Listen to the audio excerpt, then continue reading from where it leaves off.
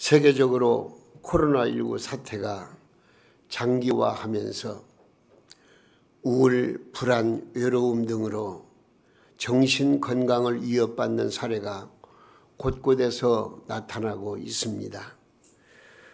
우리는 코로나 팬데믹으로 정치, 경제, 사회 전반적인 면에서 위기의식을 느끼고 있습니다. 불안한 가운데 살고 있습니다.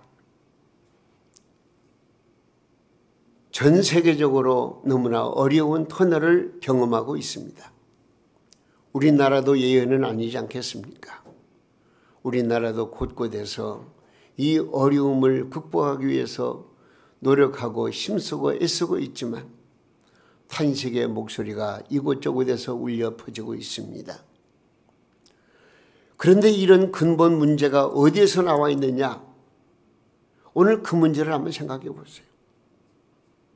왜 이런 사회적인 어려움과 고통 속에서 모든 백성들이 헤맬 수밖에 없느냐? 그 근본적인 문제를 생각해 보면은요, 도덕적인 타락과 부패가 그 원인이라고 진단할 수가 있습니다. 여러분, 로마는 세계를 지배했던 나라입니다. 로마가 얼마나 막강한 나라였던지 로마가 망한다고 생각했던 사람은 어느 누구도 없었습니다. 그러나 그 로마는 게르만 야만족에 의해서 처참하게 무너져 버리게 되었습니다. 그 근본 원인을 역사가들은 뭐라고 평가하느냐? 로마의 도덕적인 타락에 두고 있습니다. 지금 우리가 사는 이 사회도 여러 가지로 문제들이 야기되고 있습니다. 먼저 가정의 위기가 더 깊어지고 있습니다. 우리나라의 이혼율이 50%로서 OECD 국가 중에 1위라고 하는 그런 통계표를 제가 읽어봤습니다. 두 쌍이 결혼하면 한 가정은 이혼한다는 그런 얘기 아니겠습니까? 이런 문제도 어디에서 야기되느냐? 도덕적인 문제입니다. 윤리적인 문제입니다. 경제적인 문제도 마찬가지입니다. 지금 우리나라의 경제 상황이 좋지 않습니다. 높은 실업률, 원자 재난, 경제 침체, 소상공인 자영업자들의 탄식, 이 이면에도 도덕적인 문제가 서려 있다는 것을 우리는 깨닫게 됩니다. 정치와 기업의 부정적인 연결고리, 기업인들, 근로자들의 도덕적 해이가 큰 문제라는 진단입니다. 정치적인 문제도 그렇습니다. 전직 대통령 두 분이 감옥에서 언제 사면되어 나올지 모르는 가운데에서 이미 대선 전국이 시작이 되었습니다. 대통령이 되겠다고 후보로 나선 20여 명의 여야 정치인들이 나라의 미래 청사진을 제시하기는커녕 상대 후보의 단점만을 물고 늘어지면서 흑색 선전에 열을 올리고 있으니 안개 전국이라고 말할 수밖에 없습니다. 오늘 이 시대에서 나라의 문제를 놓고 우리는 깊이 생각해야 됩니다. 모든 문제 앞에서 이 문제의 근본 원인이 무엇인가를 진단하고 나는 그 문제 앞에서 자유로운가를 생각해 보면서 하나님께서 나를 이미 부르시고 구원해 주시고 하나님의 자녀 삼으신 그 상태에서 나에게 무엇을 요구하시는가를 우리는 깊이 생각을 하고 심각한 마음을 가지고 이 모든 어려움들을 극복해 나가는 데에 우리 모두 힘을 합해야 되겠다는 말씀을 먼저 드리는 것입니다. 여러분, 오늘 이 시대에서 나라의 문제를 놓고 우리는 깊이 생각해야 됩니다. 모든 위기의 원인은 죄에 있음을 깨닫고 이것을 바로 세우기 위해서 우리는 하나님께로 돌아와야 되는 거예요. 하나님께 나아가서 회개하며 하나님의 음성을 듣고 하나님의 도우심을 힘입어야만이 이 모든 문제를 해결해 나갈 수 있다는 사실을 우리는 분명히 먼저 이해를 해야 되겠습니다. 오늘 본문 말씀이 바로 그 아주 핵심적인 그 문제를 우리에게 제시해 주면서 이렇게 하면은 너희가 분명코 구원을 받고 너희가 어려운 형편에서 그 어려운 환경에서 헤어나올 수 있다는 것을 우리에게 분명히 해답을 주고 있는 것입니다. 오늘 본문 말씀 가운데에서 14절 말씀이 바로 그 말씀이에요. 우리가 함께 아까 읽었습니다. 한 번 더 읽겠습니다. 내 이름으로 시작. 내 이름으로 일컫는 내 백성이 그들의 악한 길에서 떠나 스스로 낮추고 기도하여 내 얼굴을 찾으면 내가 하늘에서 듣고 그들의 죄를 사하고 그들의 땅을 고칠지라. 할렐루야. 예. 이 말씀을요, 새 번역으로 보면은 이렇게 되어 있어요. 내 이름 한번 읽어보겠습니다. 내 이름으로 시작. 내 이름으로 일컫는 나의 백성이 스스로 겸손해져서 기도하여 나를 찾고 악한 길에서 떠나면 내가 하늘에서 듣고 그 죄를 용서하여 주며 그 땅을 다시 한번 번영시켜 주겠다. 할렐루야. 여러분, 해답이 나왔잖아요. 응? 국가적인 문제, 개인적인 문제, 가정적인 문제도 똑같아요. 여러 가지 어려운 현실 속에서 그 모든 문제를 해결해 나갈 수 있는 비결이 뭐냐? 오늘 이 14절 말씀이 분명히 우리에게 해답을 주고 있는 거예요. 그러면 우리 민족이 어떻게 하나님 앞에 나가야 되겠습니까? 먼저 오늘 본문 말씀대로 악한 길에서 떠나야 됩니다. 악한 길에 떠나야 돼요. 하나님께서 말씀을 통해 주시는 법을 무시하고 제멋대로 죄를 짓고 악을 행하는 것에서 떠나야 한다고 말씀하고 있습니다. 이 말씀은 한마디로 말하면 회개의 삶을 살아야 한다, 그 말입니다. 여러분, 회개라고 하는 것은요, 내가 잘못했어 하면서 자기 스스로 뉘우치는 이것이 회개가 아니에요. 그것은 반쪽 회개입니다. 회개라고 하는 것은요, 내 입과 내 생각을 내 행동으로 나타내는 거예요. 내가 가던 길을 잘못되었으면 돌이켜서 바른 길로 가는 것처럼 우리는 나의 삶 속에서 나의 잘못이 발견되면 그것을 하나님 앞에 내어놓고 중심으로 회개하는데 유턴해서 다시 옳은 길을 향해서 가는 거라, 그런 얘기예요.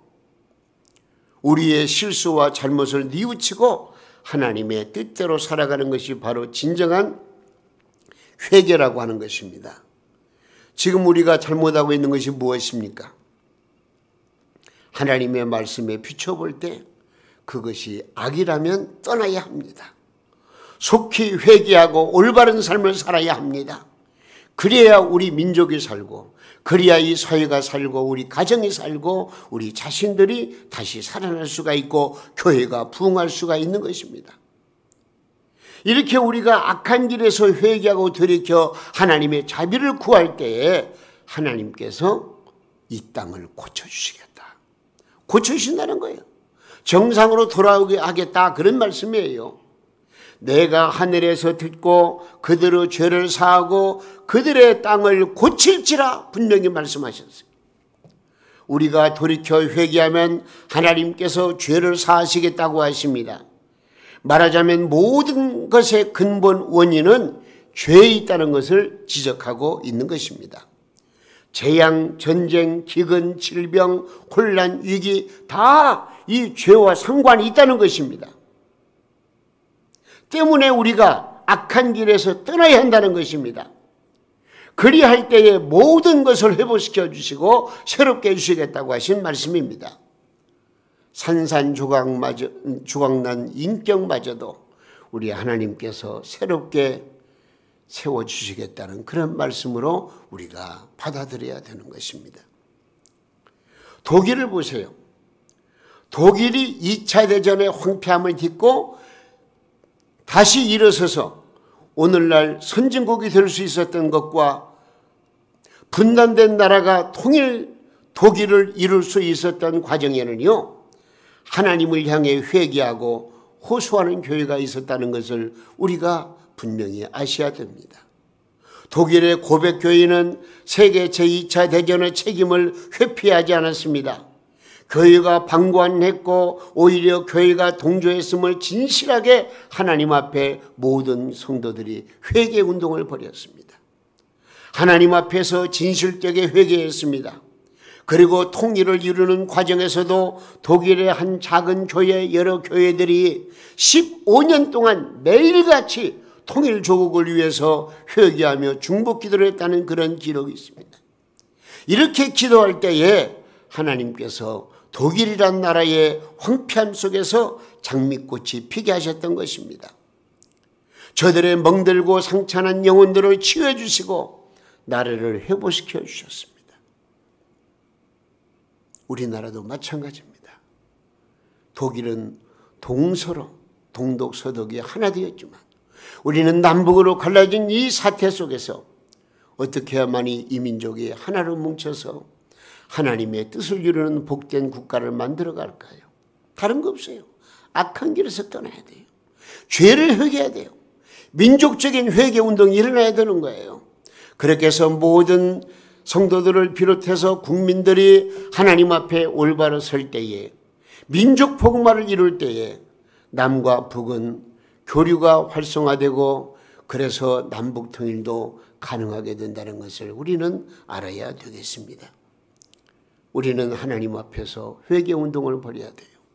그리고 내 자신이 먼저 앞장서서 내 개인적인 회개, 내 가정과 이 사회와 나라와 민족이 한마음 한뜻 되어서 하나님 앞에서 악한 길에서 떠나는 회개운동을 벌일 때에 하나님께서 그 땅을 고쳐주신다. 그렇게 말씀하고 있는 것입니다. 우리는 가장 먼저 악한 길에서 떠나야 됩니다. 그리고 또 한 가지 겸손함으로 살아야 됩니다. 오늘 말씀에 겸손함으로. 하나님께서 겸비하라고 말씀하십니다. 이 말은 겸손해지라는 말씀입니다. 도덕적인 타락의 원인이 어디에 있습니까? 하나님께서 이스라엘 백성들에게 말씀하실 때에 저들은 목이 굳은 백성이라 그렇게 종종 말씀하셨습니다. 무슨 말입니까? 이스라엘 백성들이 교만했다는 것입니다. 교만했기 때문에 하나님을 저버리고 교만했기 때문에 우상을 섬기고 교만했기 때문에 불의를 저버리지 못했다고 말씀하고 있는 것입니다. 교만으로 인해 가지고 이스라엘은 하나님의 말씀을 무시하고 거역하고 타락하고 범죄했습니다.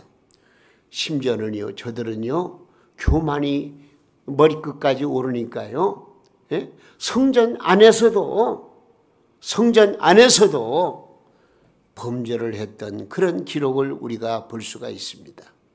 오늘 우리가 사회가 부패하고 병든 것은 바로 교만 때문입니다. 교만을 저버리지 않는 이상 모든 병을 치유할 수가 없다는 것입니다. 우리 현대인에게 몇 가지의 교만이 있습니다. 첫째는 지적인 교만입니다. 과학이라고 하는 우상이 현대인의 마음속에 있어서 무서운 죄를 지켜야 합니다. 과학적인 사고와 논리 안에서만 생각하려고 하고 그로 인해서 하나님의 역사를 부인하려고 합니다. 오히려 하나님께 도전장을 내놓고 하나님이 없어도 우리가 스스로 살 수 있다고 그렇게 교만한 마음을 가진 무리들이 많이 있는 것입니다. 그리고 두 번째는 권력적인 교만입니다. 권력의 힘이면 모든 것이 다 된다는 교만에 빠져 있습니다. 그래서 힘을 남용하고 악용하고 있습니다. 우리나라의 국회 모습이 바로 전형적인 교만의 모습입니다.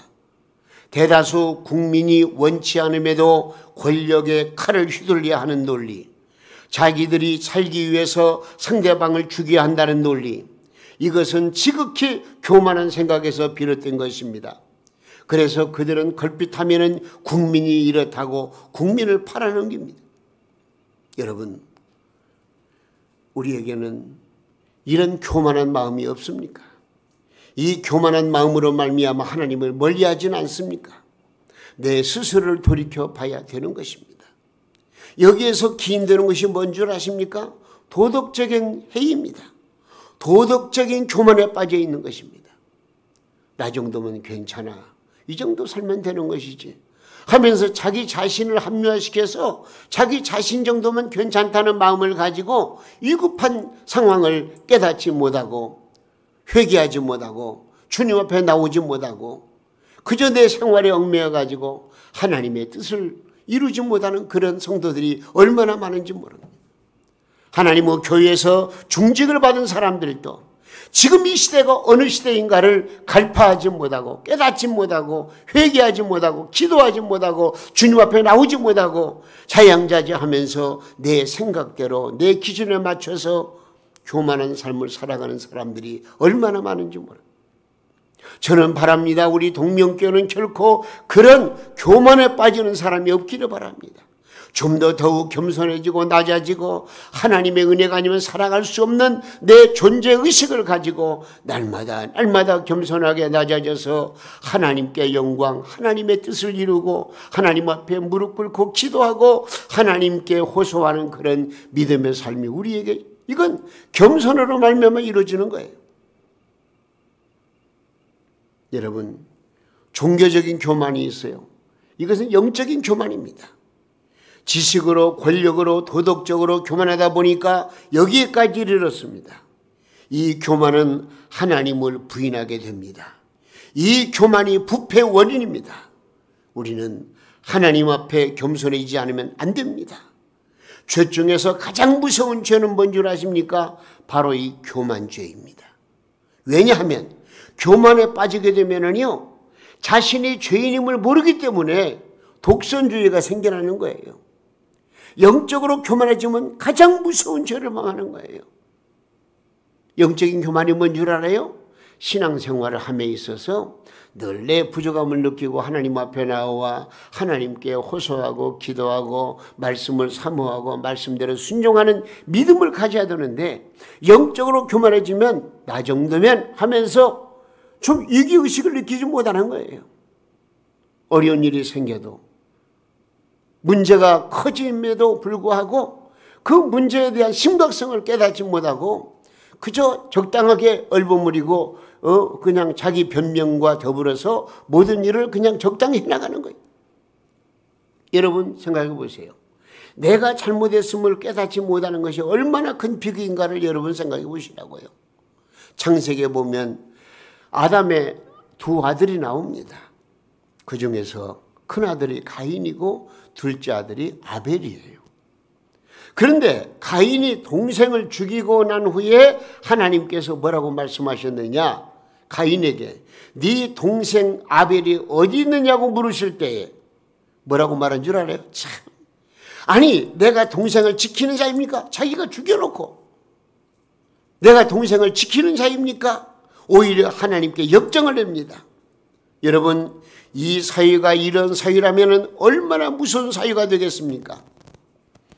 외상이나 통증에 있는 상처는요, 드러나고 아프기 때문에 그때그때 치료할 수가 있습니다. 그러나 정말로 무서운 병은요, 통증을 못 느끼는 병이랍니다. 통증을 못 느끼는. 통증이 없이 병들면은요, 걷잡을 수가 없습니다. 제가 아는 한 목사님은요, 신체가 건장한 목사님입니다. 만능 스포츠맨이라고 할 정도로 운동을 열심히 하는 분입니다. 근데 이분이 어느 날 갑자기 쓰러지고 말았습니다. 쓰러진 후 보름 만에 세상을 떠났습니다. 병 원인을 찾아보니까 급성 간 경화였다고 하는 것입니다. 여러분, 사람의 인체 가운데 신경 조직이 없는 곳이 세 군데가 있어요. 한 군데는 머리카락이요. 두 번째는 손톱과 발톱이에요.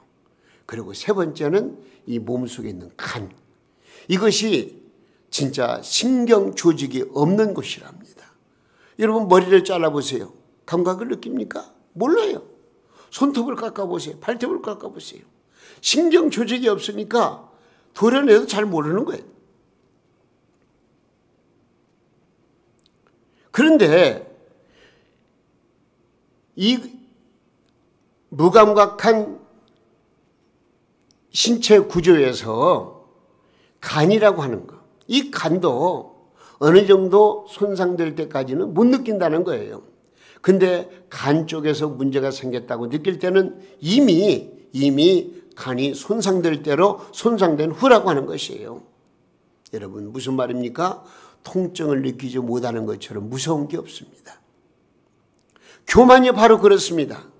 자신이 교만한 줄 모릅니다. 자신이 정당한 줄 압니다. 그러나 어느 순간에 볼 때 자신의 도덕과 양심이 썩어 있는 겁니다. 그러나 그때는 이미 늦었다는 것입니다. 우리는 겸손해져야 됩니다. 겸손할 때 우리는 지혜를 얻게 됩니다. 교만 속에는 지혜가 없습니다. 오직 욕심과 악이 흐르고 있을 뿐입니다. 겸손한 사람은 지혜로울 수밖에 없습니다. 자기의 유익을 생각하기보다는 하나님의 뜻을 생각하고 나보다는 우리를 생각하고, 진정한 겸손한 사람은 자기 부족을 하는 진실을 가지고 있습니다. 그래서 내 자신을 늘 평가하고 내 자신의 부족함을 느끼면서 좀 더 나은 삶을 향해서 전진해 가는 것입니다. 사도행전 10장에 보면은요, 고넬료라고 하는 분이 나와요. 이 고넬료를 보면은요, 참 배울 점이 너무 많아요. 베드로 사도가 성령의 감동을 받고 이제는 고넬료 집을 찾게 되는 것입니다. 그래서 고넬료 집에 찾아갔어요. 찾아갔는데 고넬료가 자기 가족들과 이웃들을 모아놓고 이 베드로 사도를 기다리고 있는 거예요. 베드로 사도가 자기 집으로 들어올 때 어떻게 한 줄 아십니까? 베드로 사도 앞에 엎드렸다고 그랬어요. 그러면서 하는 말이, 이제 우리는 주께서 당신에게 명하신 모든 것을 듣고자 하여 하나님 앞에 있나이다. 여러분, 얼마나 겸손합니까? 물론 고넬료가 무릎을 꿇으니까 이 베드로 사도가 고넬료에게, 아니다, 너나 나나 똑같은 사람이다, 경배할 수 있는 분은 오직 하나님 한 분밖에 안 계신다, 그러면서 그를 이렇게 세우면서 집안에 들어갔는데 많은 사람들을 모아놓고 그러는 거예요. 당신이 전해주는 그 말씀을 우리는 하나님의 말씀으로 받겠습니다, 그런 의미예요. 얼마나 겸손한지 모릅니다. 이렇게 겸손한 고넬료였기 때문에 늘 하나님께 기도하고 백성을 구제하며 경건하게 살려고 애를 쓴 것입니다. 그리고 백성들에게 칭찬을 듣고 존경을 받습니다. 이러한 고넬료에게 하나님께서 그의 기도와 그의 구제를 하나님이 받으셨다고 성경 말씀에 기록하고 있어요. 얼마나 겸손한지 모릅니다. 우리는 겸손이라고 하는 두 글자, 여기에서 끝나면 안 됩니다. 내 마음에 감동이 돼야 됩니다. 이웃을 향해서 내 겸손한 모습을 보여줘야 됩니다. 내 이웃을 도와야 됩니다. 남을 나보다 낮게 여겨야 됩니다. 그래서 내 자신 스스로를 늘 성찰해 가면서 하나님의 말씀으로 채우고 말씀에 순종하는 삶을 살아가는 것이 얼마나 중요한가 하는 것입니다. 우리는 하나님 앞에서 겸손해져야 됩니다. 나를 낮추고 하나님께 지혜를 구해야 됩니다. 그리할 때 하나님께서 우리에게 크신 은총을 베풀어 주십니다. 야고보 4장 6절 말씀 한번 읽어봤으면 좋겠어요. 그러나 시작. 그러나 더욱 큰 은혜를 주시나니 그러므로 일러서되 하나님이 뭐요? 교만한 자는 물리쳐버리시고 겸손한 자에게 은혜를 주신다 하였느니라. 할렐루야. 하나님 앞에 겸손해야 은혜 받아요. 오늘 이 시간도 마찬가지예요. 내 마음에 영적인 교만이 있으면은요, 형식적으로 끝나고 말아요. 하나님이 주시는 말씀 한마디 한마디가 내 마음에 와 부딪히질 않는 거예요. 항상 주는 말씀, 항상 그런 말씀, 여기서 끝나고 감동이 없어요. 성령의 감동이 있어야 되는데 성령께서 자꾸 내 마음을 이제 감동시키려고 하더라도 성령의 역사를 거역하는 거예요. 그리고 내 인간의 마음, 내 인간의 영적인 교만으로 말미암아서 적당하게 넘기고 마는 거예요. 이것은 하나님 앞에서 겸손한 모습이 아니에요. 우리는 늘 겸손한 마음을 가지고 주여 말씀해 주옵소서, 말씀대로 순종하겠나이다, 말씀대로 따르겠나이다, 내 자신을 돌이켜 하나님 앞에서 교만한 마음을 버리고 악을 버리고 정말로 주님 앞에 온전히 내 겸손한 마음을 드릴 때에 하나님께서 겸손한 마음 위에 큰 은혜를 주신다는 것을 우리가 기억하셔야 되겠습니다. 여러분, 우리는 더욱 겸손하십시다.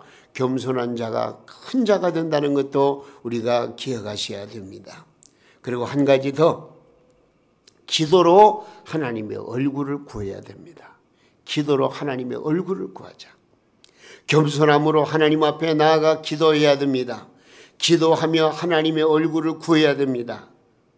어떤 문제가 생겼을 때 이게 어디 내 잘못이냐? 그러지 마십시오. 겸손한 사람은 자신의 부족함을, 자신의 잘못을 압니다. 타인의 잘못이라 할지라도 타인에게 책임을 돌리기 이전에 내 자신에게는 뭐가 문제가 있는가를 스스로 살펴가면서 그 문제를 공동으로, 아니면 내 자신이 먼저 회개하고 올바로 서려고 노력을 합니다. 여러분, 우리나라가 위기 가운데 있음을 함께 책임을 느낄 줄 알아야 되는 것입니다.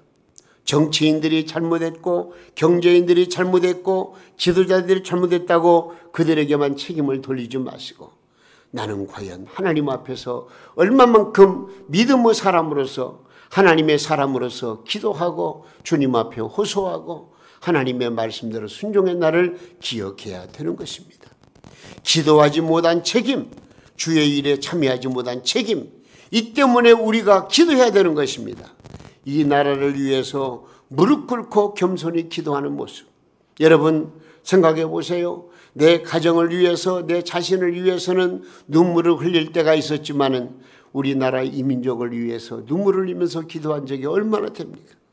우리는 정말로 하나님 앞에서 겸손히 낮아지고 하나님의 얼굴을 구하면서 주여 이 문제를 해결해 달라고 간절히 기도하는 그 믿음의 기도가 우리 입술에서 마음에 터져나올 때에 하나님께서 이 땅을 고쳐주신다고 말씀하지 않으셨습니까? 우리는 바로 이런 영적인 문제를 깊이 생각해야 되는 것입니다. 여러분, 하나님의 얼굴을 구한다. 이 말이 무슨 말이죠? 하나님께 호소하고 하나님께 내 모든 것을 내어놓고 부르짖고 기도한다는 그런 내용이에요. 오늘 본문 말씀 보니까요, 솔로몬의 기도로 인한 응답의 내용이 나옵니다. 12절 말씀 한번 읽어볼까요? 보면 밤에, 시작. 밤에 여호와께서 솔로몬에게 나타나사 그에게 이르시되 내가 이미 내 기도를 듣고 이곳을 택하여 내게 제사하는 성전을 삼았으니, 할렐루야. 성전을 삼았으니. 솔로몬이 하나님 앞에 기도합니다. 그가 기도할 때 그냥 하지 않았습니다. 하나님 앞에 무릎 꿇고 기도했다고 그랬습니다. 그래서 역대하 6장 13절 말씀에 보니까 뭐라고 말씀했느냐? 그가, 시작. 그가 그 위에 서서 이스라엘의 모든 회중 앞에서 뭐요? 무릎을 꿇고 하늘을 향하여 손을 폈다고 그랬어요. 예? 솔로몬은 어떤 사람입니까? 이스라엘의 왕이에요. 왕은 백성들 앞에서 절대 무릎을 꿇지 않습니다. 그러나 솔로몬은 백성들 앞에서 기도할 때에 무릎 꿇고 두 손을 들고 하나님 앞에 간절히 기도했다는 말씀을 하고 있는 것입니다. 이 말이 무슨 말입니까? 솔로몬이 겸손했다는 거예요. 솔로몬이 1,000마리 양을 하나님 앞에 드릴 때도 그는 분명코 겸손했습니다. 하나님 앞에 무릎을 꿇었습니다. 그리고 하나님의 얼굴을 구했습니다. 하나님 앞에 간절히 기도했습니다. 그때 하나님께서 솔로몬에게 나타나셔서 솔로몬아, 내가 네게 무엇을 줄까? 그러시는 거예요. 예, 하나님, 이것이 필요합니다. 예? 백성을 다스릴 만한 지혜가 필요합니다. 그래 네가 은과 금 권력을 구하지 아니하고 내가 원하는 것을 구하는구나. 하나님께서 솔로몬에게 구한 것을 주시고 더불어서 그에게 부를 주시고 권세를 주시고 엄청난 사건이 벌어지는 것을 우리가 압니다. 일천무제물을 통해서 하나님 앞에 기도했더니 하나님께서 그 기도에 응답하셨다고 말씀하고 있는 것입니다. 여러분, 우리는 기도해야 됩니다. 겸손히 기도를 해야 됩니다. 하나님께서 그 기도를 들어주신다는 것입니다. 하나님의 얼굴을 구하시기 바랍니다. 남의 탓이라고만 하지 말고 나의 부족함이요 우리의 죄악임을 고백하면서 하나님 앞에 회개하며 겸손히 하나님의 얼굴을 구하는 지혜가 우리에게 있어야 되는 것입니다. 얼굴을 구한다는 것은 하나님께 가까이 나간다는 것입니다. 곧 하나님의 인격에 나의 모든 문제를 호소한다는 것입니다. 무슨 말입니까? 막연히 기도한다는 것이 아니라 더 하나님께 가까이 나아가서 얼굴과 얼굴을 대하는 것 같이 진지하게 하나님께 호소하고 하나님께 부르짖고 하나님의 응답 축복을 누리는 것을 말합니다. 마태복음 15장의 말씀 보면은요, 가나안 여인이 나와요. 가나안 여인. 근데 이 가나안 여인이 예수님께 찾아 나와서, 물론 예수님 앞에 나온 것도 아니요, 예수님을 향해서 부르지. 예수 형, 내 딸이 흉악한 귀신들로 고통을 당하고 있습니다. 내 딸을 고쳐주세요. 막 부르짖습니다. 제자들이 오죽했으면 예수님께 주여, 지금 저 여인이 저렇게 부르짖고 있는데 뭔가 좀 응답을 주시죠. 그렇게 말씀을 드렸던 예수님은 외면해버리는 거예요. 듣지도 않는 것처럼. 물론 귀에 들리긴 들리는데 완전히 그냥 외면해버리는 거예요. 그러면서 심지어는 뭐라고 말씀하시냐면은 자녀의 떡을 취하여 개에게 주미 마땅치 않다. 이 가나안 여인은 이방인이거든요. 그러나 그녀는 모독과 멸시를 받았음에도 불구하고 겸손히 주님 앞에서 호소합니다. 뭐라고 말합니까? 주여, 개들도 주인을 상해서 떨어지는 부스러기를 먹지 않습니까? 나에게 그런 부스러기 은혜라도 달라고 막 그냥 간절히 호소하게 되는 거예요. 주님 가까이에서 호소할 때 우리의 주님께서는 그 여인의 믿음을 보시고 네 믿음이 크도다, 네 믿음대로 되라 말씀하셨더니 그 당시 그 말씀으로 말미암아 그 딸의 그 악한 질병이 깨끗하게 고침받았다는 그런 말씀이 있어요. 여러분, 우리는 이 시간 우리의 문제를 가지고, 이 땅의 문제를 가지고 주님께 가까이 나와 기도하셔야 됩니다. 이제는 기도할 때가 되었습니다. 코로나19 팬데믹 현상에게만 책임을 돌리지 말고, 왜 이런 문제가 생기고 왜 이런 어려운 문제 속에 우리가 헤매고 있는가를 분명히 아시고, 우리는 오늘 주신 말씀을 깊이 기억하면서 먼저 내 자신이 하나님 앞에서 지은 죄가 있으면 회개할 줄 알고요. 그리고 좀 더 겸손히 낮아지고요. 그리고 하나님의 얼굴을 구하면서 열심히 기도하는 요 세 가지, 오늘 주시는 해답의 말씀이에요. 문제가 있으면 문제를 가지고 그냥 아둥바둥 떨고 있으면 해결이 안 돼요. 그 문제를 해결할 방법이 있으면요, 그 방법이 나왔으면 그 방법대로 나가면 되는 거예요. 오늘 주시는 말씀을 우리가 생각하면서 지금 어려운 이 시대 속에서 우리는 좀 더 겸손함으로 하나님 앞에 나와서 하나님 앞에 열심히 기도하는 여러분들이 되시기를 주님의 이름으로 축원합니다. 이것이 우리에게 희망입니다. 오늘 세 가지입니다. 먼저는 뭐라고요? 악한 죄에서 돌이키는 겁니다. 두 번째는 뭐라고요? 겸손히 낮아지는 것입니다. 세 번째는 뭐라고요? 하나님의 얼굴을 바라보면서 열심히 기도하는 겁니다. 이 세 가지가 우리에게 주어진 과제고, 우리가 이런 문제를 여러 가지 어려운 문제를 해결하기 위해서 이렇게 하나님 앞에 바로 서서 하나님께 구하고 하나님께 맡기고 하나님의 뜻대로 순종할 때에 우리 하나님께서 우리에게 엄청난 복을 주시고, 내 가정 문제, 사회 문제, 나라와 민족 문제까지라도 하나님께서 친히 해결해 주실 줄로 믿으시기 바랍니다. 이 땅을 고칠지라, 이 말씀 우리가 생각하면서 하나님 앞에 더욱더 성실하게 진실한 믿음을 가지고 충성을 다하셔서 우리 모든 문제가 해결되고 어서 빨리 이제 어려운 이 시국에서 벗어나서 정말로 하나님께 영광 돌리는 축복의 예배가 회복되고 이 나라 이 민족의 모든 여러 가지 어려운 문제들이 다시 정상으로 돌아갈 수 있는 그런 축복이 우리 가운데 우리 민족 사회에 충만히 넘칠 수 있기를 예수님의 이름으로 축원합니다.